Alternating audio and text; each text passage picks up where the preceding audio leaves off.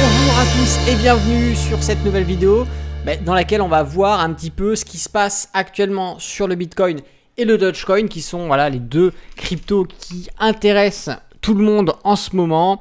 Le Bitcoin parce que c'est l'axe directeur de l'ensemble du monde de la crypto-monnaie, le Dogecoin qui est surtout fait parler de lui actuellement en termes d'actualité parce que c'est une crypto qui est soutenue par beaucoup de beau monde. Alors, je vais mettre mes petites lunettes.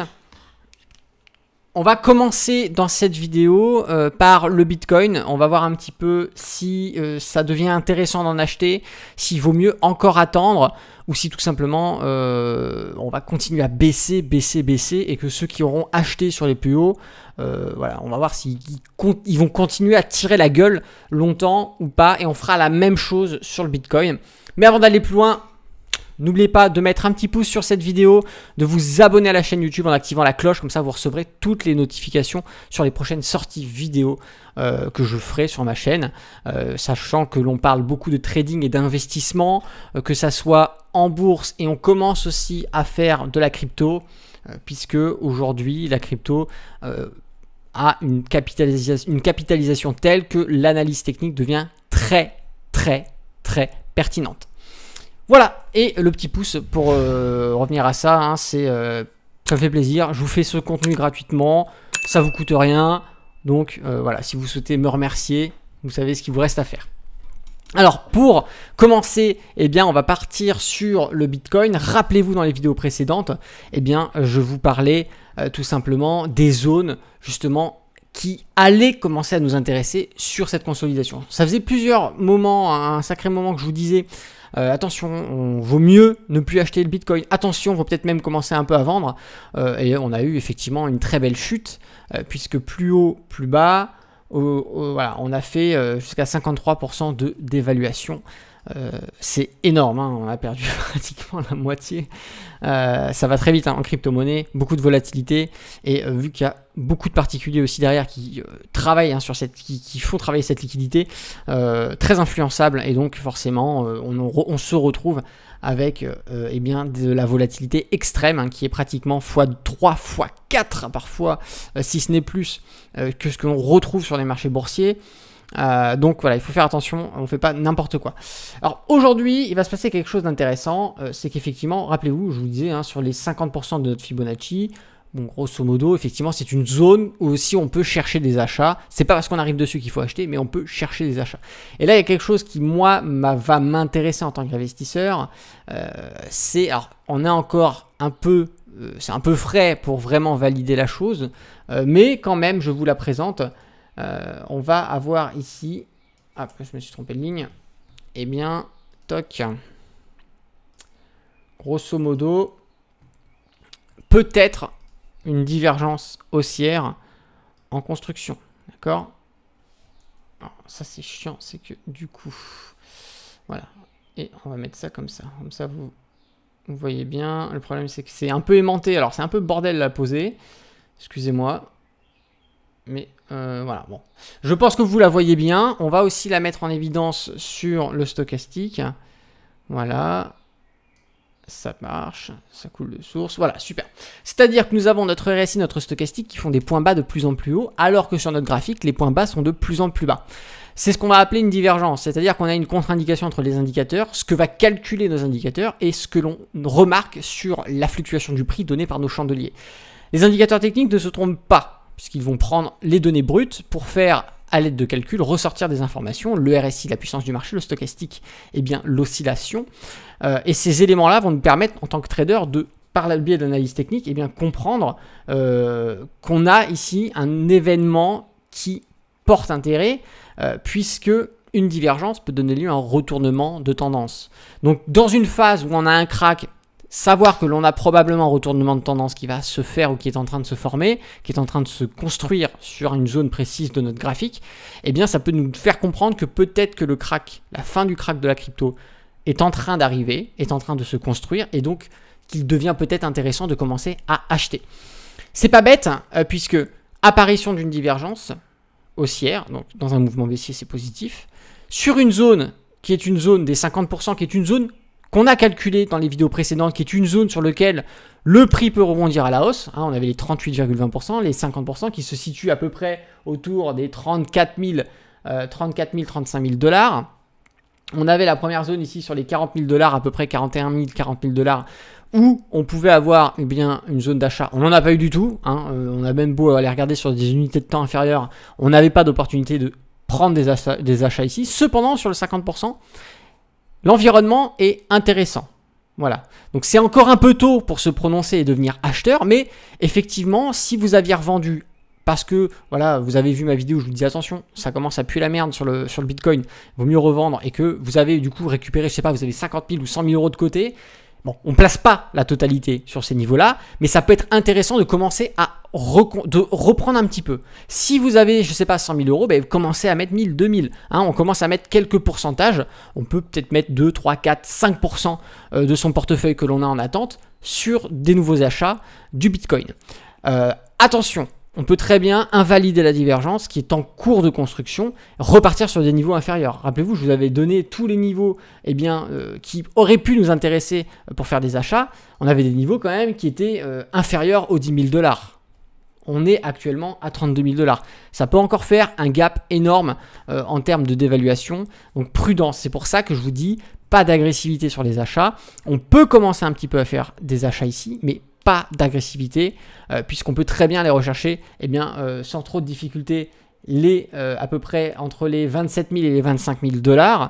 On peut aller chercher des paliers un peu plus bas sur des niveaux de support intermédiaire comme les 20 000 $, ou aller chercher beaucoup plus bas, des niveaux encore plus petits. J'espère qu'on n'en arrivera pas là, parce que je sais que beaucoup d'entre vous découvrent l'univers de l'investissement par l'intermédiaire de la crypto-monnaie. Vous ne connaissiez ni la bourse ni le trading. Certains d'entre vous ont directement découvert la crypto-monnaie et ont directement investi toutes leurs économies sur les cryptos. Et je sais que certains d'entre vous qui ont découvert ma chaîne récemment par les dernières vidéos que j'ai faites sur la crypto, vous m'avez dit, que ça soit sur Facebook, sur Instagram notamment, ou par mail, le support m'a renvoyé des mails de personnes qui me disaient grosso modo, courant mars-avril, j'ai mis toutes mes économies sur le Bitcoin. Aujourd'hui, je pleure, je n'ose pas revendre, je ne sais pas quoi faire, j'ai pratiquement perdu la moitié de ce que j'avais. Encore une fois, c'est parce que quand on fait les choses précipitamment, sans logique, sans structure derrière, ce sont des choses qui peuvent arriver. Effectivement, ceux qui n'y connaissaient strictement rien et qui ont acheté durant la phase euphorique, même un enfant de 5 ans est capable de générer des profits dans une phase d'euphorie. Il n'y a aucune difficulté, il n'y a pas du tout de magie, on achète, le mouvement est haussier, de toute façon tout le monde achète, il n'y a pas de difficulté, j'achète, de toute façon ça monte. Le problème c'est que sur les phases de correction, les phases de range, c'est là que l'on voit ceux qui n'ont pas de connaissances. Parce qu'une phase de range, une phase de correction, ça va faire travailler la mentalité, la psychologie de l'investisseur, et celui qui est débutant, il se fait gerter. Il y en a beaucoup qui ont acheté sur les plus hauts, ils ont vendu aujourd'hui sur les plus bas, et plus jamais de la vie, ils réinvestiront ou réinvestiront sur des prochains sommets. Chose à ne pas faire. C'est pour ça qu'il faut travailler avec méthodologie. L'analyse technique fonctionne. Je sais que beaucoup de gens disent l'analyse technique c'est de la merde, ça vaut pas l'analyse fondamentale. Très bien. Moi, je pratique l'analyse technique depuis 2012 et je m'en sors très bien. Effectivement, l'analyse fondamentale dans l'investissement long terme, c'est pas quelque chose à négliger, puisqu'on va pas acheter une entreprise qui n'a pas de projet d'avenir sur 5 ans ou 10 ans. Bien évidemment, c'est de la logique. Mais sur la crypto-monnaie, le Bitcoin, c'est pas une entreprise. Le Bitcoin, effectivement, c'est un environnement qui peut être propice à de l'évolution technologique, à l'évolution économique, quand on parle du tout numérique, par exemple. Mais c'est aussi pas mal de négatif, puisque ça sert exclusivement aujourd'hui de blanchiment d'argent. On le sait, ça fournit tout ce qui va être réseau terroriste, pédophile, c'est des paiements sur le darknet où il n'y a pas de traçabilité, et donc la sphère délictuelle et criminelle profite beaucoup du Bitcoin, et on sait que le Bitcoin aujourd'hui est dans le viseur de beaucoup de régulateurs, et qu'on n'est pas à l'abri que du jour au lendemain le milieu de la crypto-monnaie se fasse réglementer sévèrement, ou même se faire interdire, comme c'est le cas dans de plus en plus de pays à travers le monde. Et c'est pour ça que du jour au lendemain, tout peut s'effondrer. Donc il faut faire attention. C'est encore une fois, la crypto-monnaie doit représenter un tout petit pourcentage de vos investissements. Il y a des gens qui se sont fait des couilles en or, ça c'est clair. Encore une fois, c'est tant mieux, ils sont arrivés au bon moment, ils ont fait les choses. C'est une grosse part de chance, mais quand on veut faire les choses correctement, professionnellement, et qu'on a envie de maximiser les probabilités de son côté, on fait les choses comme il le faut. Donc la crypto-monnaie pour s'amuser, pour investir aussi, oui, mais il faut que ça représente un petit pourcentage de votre portefeuille, que vous devez vous dire, si jamais je perds tout, ce n'est pas grave, ça ne m'influence pas dans ma stabilité économique. Le gros du gros doit quand même rester l'investissement boursier, l'immobilier, l'investissement, pourquoi pas sur des startups, sur des entreprises, mais il faut, voilà, sur des choses concrètes.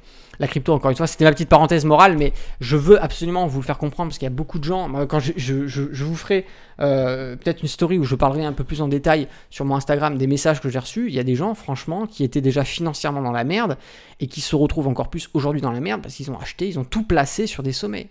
Il y en a même certains qui ont fait des crédits étudiants, les crédits à 5000 balles, étudiants pour investir dans la crypto sur les sommets, sur les plus hauts, sur le moment où on avait une divergence baissière. Alors, je leur jette pas la pierre, ils ne connaissent pas l'analyse technique, mais justement, ils investissent sur quelque chose qu'ils ne connaissent pas, ils ne connaissent pas les clés de l'investissement. Faites attention. Si c'était si facile que ça, tout le monde le ferait. Vous voyez ce que je veux dire ? Pourquoi est-ce que demain, je vous dis, si demain je vous dis allez conduire un A320, tiens, il n'y a pas de clé, mais tiens, monte dans la 320, tu me le fais décoller, tu me le fais atterrir à Paris-Charles de Gaulle, vous allez me dire, oh non, je ne sais pas conduire d'avion, je vais me tuer. Ben, pourtant, ça n'a pas l'air si difficile que ça. Regarde, il y a plein de pilotes qui pilotent des avions de ligne, franchement, tu tires le manche, ça va le tout. Ouais, mais non, mais je ne sais pas faire, donc non, je ne le fais pas. Et il y a des gens, pourtant, ils ne savent pas investir, ils ne savent pas même pas faire du trading, ils ne savent pas investir en long terme, que ce soit en bourse ou en crypto, et ils le font quand même. Et ces gens-là, ben, sont les gens qui vont perdre leur argent.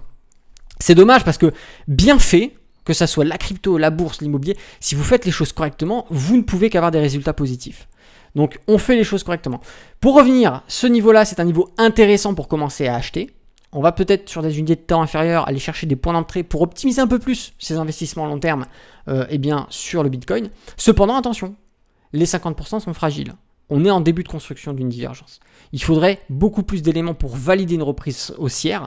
Cependant, ce n'est pas encore le cas actuellement. On a encore nos moyennes mobiles 20-50 qui s'orientent à la baisse. La moyenne mobile 20, oui, ici, qui joue rôle de résistance. On ne l'a pas passé. Faire attention, on aura un deuxième obstacle. On aura aussi les niveaux de consolidation donnés par le Fibonacci qui, avant, jouaient rôle de support, mais une fois qu'on les passe en tant que support, peuvent jouer rôle de résistance. Il faut ça aussi prendre en compte. Donc, il faut faire attention. Pour l'instant, on peut commencer un petit peu, si on veut se faire plaisir, à acheter, mais très légèrement et parcimonie. Voilà. On va passer maintenant sur, tout simplement le Dogecoin, qui très intéressant le Dogecoin que j'ai acheté, en avril. Je vous avais fait d'ailleurs une vidéo pour vous expliquer ça. Et grosso modo, journée du 19 mai et journée du 23 mai, voilà qu'on a des grosses mèches ici baissières. Je me suis retrouvé en négatif sur ma position, pas très longtemps, ça a duré quelques heures et on est repassé positif. Donc malgré le fait que depuis grosso modo la pointe de la pointe qu'on a fait sur le 8 mai, malgré que depuis le 8 mai on baisse sur le Dogecoin, à aucun moment ma position initiale est négative. À aucun moment je suis en négatif sur l'achat du Dogecoin, je suis toujours en plus-value. Pourquoi? Encore une fois, parce que j'ai acheté au bon moment. J'ai acheté sur un endroit clé donné par de l'analyse technique, encore une fois. Je veux pas vanter l'analyse technique, mais ça reste quand même quelque chose de très important qui permet d'optimiser son point d'entrée et de rentrer sur les meilleurs moments qui vous évitent, si vous achetez ici ou sur les plus hauts, de vous mettre en danger, de vous retrouver en négatif. Avec une position en négatif, c'est une position qui est immobilisée si vous n'acceptez pas la perte ou si vous sortez qui vous fera un négatif. Donc c'est pas du tout intéressant. Donc maintenant, qu'est-ce que j'ai fait? Il y a quelques jours, tout simplement, j'ai reconsolidé sur le niveau des 0,28 $, très proche de mon point d'entrée initial d'ailleurs. Ça m'a permis de consolider. J'avais consolidé déjà sur différents paliers. Je vous en avais fait des stories, encore une fois, sur mon Instagram. C'est pour ça, rejoignez le Instagram, je partage beaucoup de choses dessus.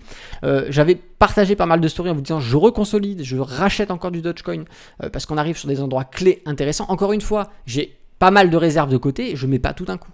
Parce qu'on arrive sur des niveaux intéressants, je mets un petit peu, 2% par-ci, 4% par-là, 5% grand maximum si vraiment ça vaut le coup, etc. Et par contre, au moment où on aura ce qu'on va appeler une roquette de marché, ou que ça va vraiment repéter à la hausse, c'est le moment de se mettre à fond, d'accord ? Voilà. Donc ici sur le Dogecoin, eh bien tout simplement on a passé tous nos différents niveaux que je vous avais indiqués de niveaux de consolidation intéressants. On avait les 50% de Fibonacci, 61,80 de Fibonacci. On le voit bien qu'on a travaillé dessus. Hein. Les bougies ont travaillé, c'est propre. Cependant, on allait plutôt chercher ce qu'on appelle les supports de prix, anciennement travaillés en résistance, notamment ici. Support travaillé ici aussi sur la période d'avril. C'est justement sur ces niveaux-là que j'ai acheté. Eh bien, on voit que ça fonctionne. Hein. Le support ici est très fort. Alors attention, pour l'instant, en termes d'indicateurs techniques, on n'a pas d'indication sur un probable retour haussier. Cependant, on peut par contre, et c'est ce que j'ai peur, peut-être nous retrouver dans ce qu'on va appeler un range à l'intérieur de ce niveau-là, où on va pas mal de temps rester ici, peut-être en attente d'une reprise haussière du Bitcoin, puisqu'on sait que le Bitcoin, c'est l'élément directeur qui va un petit peu donner le rythme à toutes les autres crypto-monnaies et les autres tokens. Donc on peut être dans l'attente sur le Dogecoin. Encore une fois, me concernant, je m'en fous puisque la position elle est toujours positive. Alors attention, on n'est plus sur les fameux pourcentages qu'on avait pu faire il y a quelques jours où on se retrouvait avec des plus de 100% sur la position. On va se retrouver là, c'est exactement ça. On tourne autour des 15%.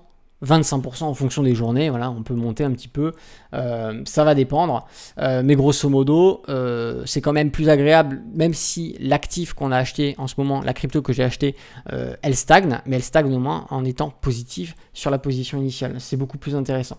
Donc aujourd'hui, sur le Dogecoin, si je devais vous donner un conseil, eh bien, les zones des 0,28, c'est une zone intéressante pour faire de la consolidation. Encore une fois, on n'a pas de signaux vraiment très forts sur une bonne reprise haussière. On va plutôt être dans de la stagnation. Donc, vigilance. Hein. Encore une fois, si on a un gros portefeuille qui est en attente d'être investi, on y va petit à petit. Ça ne sert à rien de tout placer maintenant, puisqu'on peut encore aller chercher des niveaux clés un peu plus bas, notamment les 0,24, hein, on voit que les mèches y sont allées, mais que ça a bien joué rôle de support, on a bien été envoyé à la hausse, mais n'empêche qu'on peut quand même aller placer des clôtures plus bas. Il faudra faire attention, voilà, qu'on n'aille pas trop bas, sinon moi ça me ferait sortir du Dogecoin, concrètement je vous le dis, parce que ça ne m'intéresse pas d'immobiliser non plus dans un range une position négative. Et je me replacerai sur des niveaux beaucoup plus intéressants, pourquoi pas plus bas, aller chercher les derniers plus bas ici qu'on a sur les 0,16, mais cela ne m'étonnerait quand même, puisqu'on a pas mal de gros soutiens sur cette crypto, mais effectivement voilà, moi je surveille les 0,28 et voilà, j'ai fait il y a quelques jours un achat dessus en consolidation. J'avais déjà fait des consolidations un peu plus hautes, mais là le niveau des 0,28, j'aime bien optimiser en allant chercher sur du 30 minutes, du 1 heure ou même du 15 minutes des points d'entrée assez intéressants pour pouvoir consolider, mettre 2, 3, 4% du portefeuille que j'ai en attente. Encore une fois, la crypto-monnaie représente un tout petit pourcentage de mes investissements, c'est vraiment rikiki. Donc si jamais du jour au lendemain toute la crypto disparaît, le Bitcoin se casse la gueule, le Dogecoin, tout ça, hop, c'est fini, l'aventure de la crypto est terminée, ça ne fera rien. C'est comme si j'avais rien fait. Voilà, c'est comme si ça n'impactera pas mon équilibre financier, c'est ça que je veux vous dire. Hein. Franchement, rien à foutre. Hein. Donc faut que ça soit la même chose pour vous. La crypto-monnaie, je sais que je vais en gaver plus d'un avec ça, mais la crypto-monnaie, c'est bien. Effectivement, il y a beaucoup de volatilité, c'est très intéressant. Mais attention, il y a beaucoup de volatilité. D'accord, c'est énormément spéculatif. Même si je sais que certains vont dire, oui, il y a des projets derrière. Mais celui qui a gagné en crypto-monnaie, c'est le créateur d'une crypto. Il aimait ses cryptos, il aimait ses tokens. Il est conservateur d'une grosse partie. Il fait travailler, ça prend en liquidité. Il prend son magot, il se casse. Voilà. C'est pour ça que le créateur de l'Ethereum, par exemple, est devenu milliardaire il n'y a pas très longtemps. Il a eu raison.